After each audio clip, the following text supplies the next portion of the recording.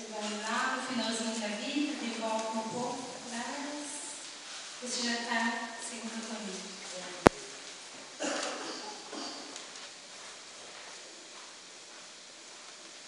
O que vocês acham da oração?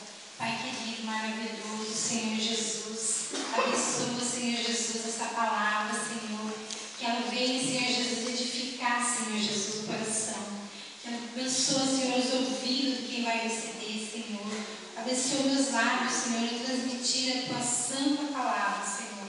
Em nome de Jesus. Amém. Todo mundo já achou, né? 2 Coríntios, capítulo 1, versículo 3.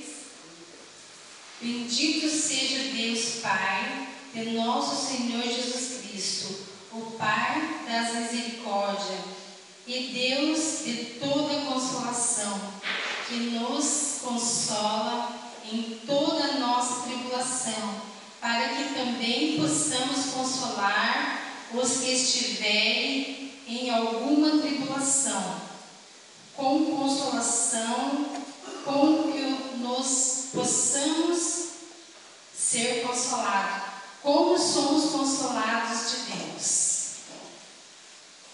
Porque com a aflição de Cristo abunda em nós, assim também a nossa consolação abunda por meio de Cristo. Tem, irmãos, pode se sentar. Pai maravilhoso, querido, quantas vezes nós sentimos desesperados, né? Tipo assim, nós ficamos desesperados por situação da nossa vida. Que bom quando nós temos alguém que pode consolar a gente, né? Tipo assim, uma palavra ali de consolação que vem de encontro do nosso coração. Muitas vezes você fica tão desesperado por uma situação que você não sabe nem como resolver aquilo. Mas vem uma pessoa ali, usada por Deus, cheia de Deus, que tem comunhão com Deus. Ela vem e te dá uma palavra de consolação. A pessoa que, para consolar a outra, só se ela tiver comunhão com Deus. Você já viu quando uma pessoa lá no trabalho, se você acontecer alguma coisa com você, como que o incrédulo aconselha uma pessoa? Vocês nunca passaram por esses destraseiros da vida de vocês? A pessoa que não tem Jesus, ela é toda vingativa. Ela usa até uma palavra que aparentemente aparece que é bíblico, mas não é. É uma palavra vingativa que a pessoa usa. Ela fala assim, quem planta, colhe. Você vai dizer, essa palavra é bíblica, né? Né, pastora? Essa palavra é bíblica, né? Se ela planta, você está colhendo o que você plantou. A gente vê muito falar isso, não é? Só que essa palavra está desvirtuando totalmente a palavra de Deus, não tem vínculo com a palavra de Deus, essa pronúncia que essa pessoa está usando aparentemente para consolar você. É uma palavra de aparência verdadeira, mas não tem comunhão nenhuma com a palavra do Senhor. Ela simplesmente mais ou menos aquela palavra, tentar tampar o sol com a peneira. Mas quem tem Jesus, quem tem comunhão com o Senhor Jesus, o que ela vai dizer? Te aconselha, guarda teu coração, guarda tuas palavras, que muitas vezes nós não podemos falar. Tem muitas vezes que, dependendo da situação, nós temos que nos silenciar para nós consolar uma pessoa, porque quanto mais você falar, mais a pessoa vai se desesperar, né? Eu mesma passei por isso quando fui consolada, quando algo sofreu um acidente. Teve pessoas que foram me consolar e eu pensava comigo, meu Deus, só Jesus na causa, um conselho, um consolo desse, né? E melhor que eu não tivesse nem ido na minha casa, melhor que eu não tivesse nem ido fazer uma visita, entendeu? Porque o consolo que a pessoa foi me dar era tão aquilo ali não servia para nada.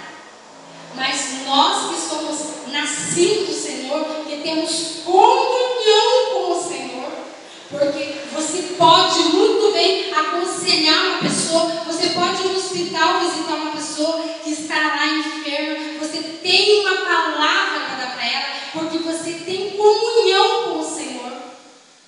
Quando a pessoa está enferma, você pode ligar para a casa dela e falar para ela: eu posso orar por você, e você tem toda a autoridade, porque você tem comunhão com o Senhor. Para você ter uma ideia, a pastora estava falando ali, e eu estava prestando atenção. A partir da hora que você improvisou na calçada da igreja, você já está vindo na igreja, né? Você não está passando na frente da igreja, você está vindo para a casa do Senhor. A calçada da igreja, ela já está abençoada.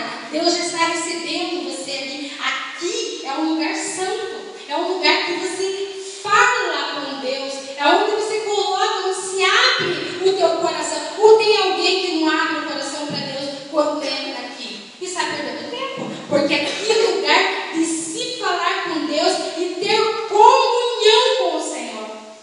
E você vai ter muito, e você vai ter muito para oferecer. Deus pode extrair muito de você.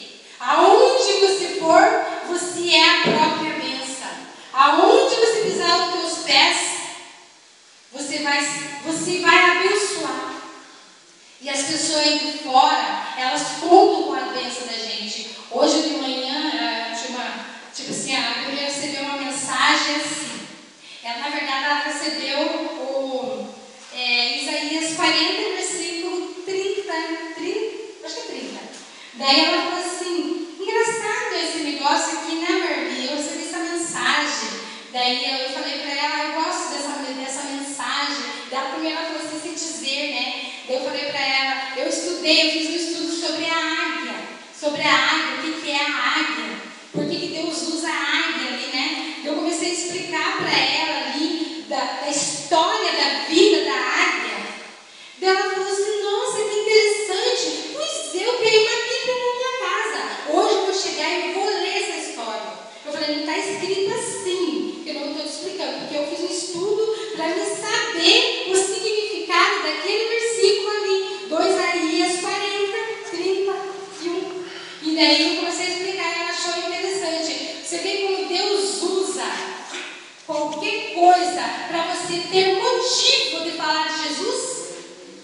Ele usa qualquer argumento. E quando você tem comunhão, você vai de encontro com a necessidade da pessoa. Então, é muito importante você saber consolar, porque você é um discípulo do Senhor Jesus. Ou você é só aquela pessoa que vem na igreja? Você é um discípulo de Jesus? Responda para mim. Vocês são discípulos de Jesus. Mas será que eu sou um discípulo? Com certeza. Cada vez que você aprende a palavra, você é discipulada. Mas eu não sou. A partir da hora que você entrou aqui dentro, começou a ouvir a palavra, não é mais tomada como inocente. Já sabe. Né? Você já sabe. E você Deus já pode cobrar em você a altura que você já conhece. Se não fosse para você conhecer desse assunto, nunca ninguém iria falar para você. E como alguém passou esse conhecimento para você, você é discipulada em cima dessa palavra. É como você está falando para o teu filho lá, para a tua filha. Você passou para ele, você passou uma coisa, o teu filho sabe, e é a mesma coisa assim. Você sabe que você tem que orar, você sabe que você tem que buscar, você sabe que você tem que ter comunhão com o Senhor. E cada vez que você ora, quando você mais busca o Senhor, você passa a ter essência do Senhor, a essência dele. Essência, gente, é o perfume de Deus na nossa vida. Eu até trouxe um sabonete aqui. Tipo assim, essa essência na nossa vida, ela tem que ser renovada todos os dias. A nossa consolação, a nossa esperança é real, eminente, a vida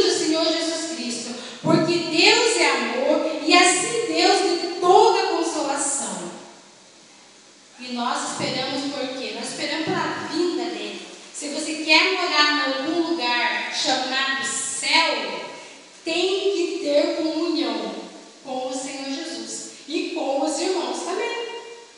Hoje você vai participar do corpo do sangue de Jesus, quem não participou. Você tem que ter comunhão, saber o que é comunhão e saber consolar também. Você vai dizer, mas isso aqui chora por tudo que é coisa, tudo reclama. Não, nós temos que pedir para Deus, nos dá sabedoria, nos dá entendimento e nos dá cada dia comunhão, porque eu quero ter a essência do Senhor Jesus. Você já pegou algum dia algum perfume que já está velho? Já tiveram o desprazer de alguém passar um perfume que já está vencido? Porque pega o perfume, o sabonete pega o perfume, o perfume perde a essência, daí não serve mais para nada. Então nós temos que nos conservar tendo a essência do Senhor Jesus. E essa essência você só vai ter se você tiver comunhão com o Senhor Jesus. De outra maneira, não vai ter. Você é simplesmente alguém. Não vamos perder mais tempo. Nós estamos dentro da casa do Senhor. E o lugar que você pisa é santo. Esse lugar foi consagrado ao Senhor. Aqui, para muitas vidas serem transformadas. Às vezes, o maior milagre que nós necessitamos na nossa vida não é nem a cura, não. É uma transformação que nós precisamos. Uma transformação. Ontem eu estava olhando em línguas e veio a mensagem que logo em seguida o menino recitou. Que Isaías, o profeta Isaías, Deus tocou na boca dele como uma brasa viva. Porque o profeta Isaías era um cara que falava muita besteira.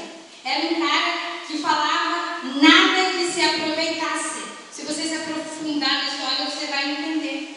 E Deus tocou na boca dele, porque precisava usar ele. Precisava usar ele e teve que consertar ele. É a mesma coisa, tipo assim, o pastor Pedrinho precisa de nós. Ele precisa de nós. Né, pastor? Nós viemos para te ajudar. Amém? Amém. Então eu posso. Então, ele conta com todas nós. Conta com todos nós aqui. Nós somos instrumento de uso da casa do Senhor. E Deus vai usar nós como Ele quiser. Saímos um pouquinho da essência e já viemos para as ferramentas. Nós somos instrumento. Só que tem hora que Deus vai usar, eu não sei por que Ele vai usar, mas que Ele vai usar, Ele vai usar. Não é mesmo, irmã Dalila? A irmã Dalila é uma pessoa que ora. Ela, só de você olhar nela, você vê nela uma pessoa de oração. Na verdade, eu estava olhando as fotos lá que nós tiramos com a nossa coordenadora, e eu estava olhando e pensei assim, só de você olhar na pessoa, você sente ali, você sente que Deus está ali naquela pessoa. E a gente tem que ter essa expressão, a gente tem que ter essa característica de cristão. Entendeu, irmã? Mesmo que você passe por tribulação, mesmo que tenha luta, não interessa, mas é um cristão. Se morrer, vai morar no reino do céu, porque ele tem comunhão com o Senhor Jesus. E não tem outro meio de você ter comunhão. Somente através de busca, através de oração, através de ler a palavra. Se não sabe ler, vai ouvir. Você ouve, alguém fala, você vai ouvir e vai meditar na palavra do Senhor. E Ele vai vir de encontro com você. A irmã estava falando ali que pediu para Deus, se colocou na presença dele e a pedra que não parecia apareceu e foi expelida. Isso é poder de Deus na nossa vida. Você está num lugar santo, tem que confiar que quando alguém orar por você, você está curada. Se não estiver ali no momento, mas a tua cura, a tua bênção está a caminho. Nós temos que crer dessa maneira, porque se nós não crer, se você não se convencer, se você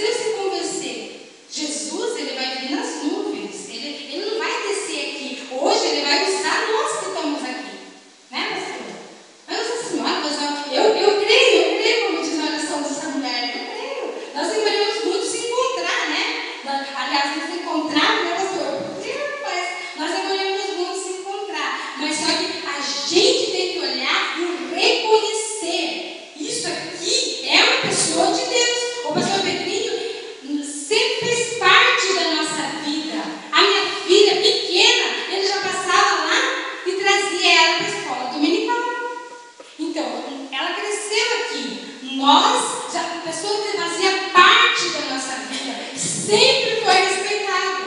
Sempre vi nele uma pessoa de Deus. E ai daquele que provoca a nudez da casa de Deus. Eu não lembro aqui no momento de dizer, mas a Bíblia fala, ai daquela pessoa, ai de sua boca, se for usada para tirar alguma pessoa de dentro da igreja. Ai de você. Eu vou achar isso tudo e vou falar no próximo mais profundo. Ai de você. Você já imaginou? Você tem que responder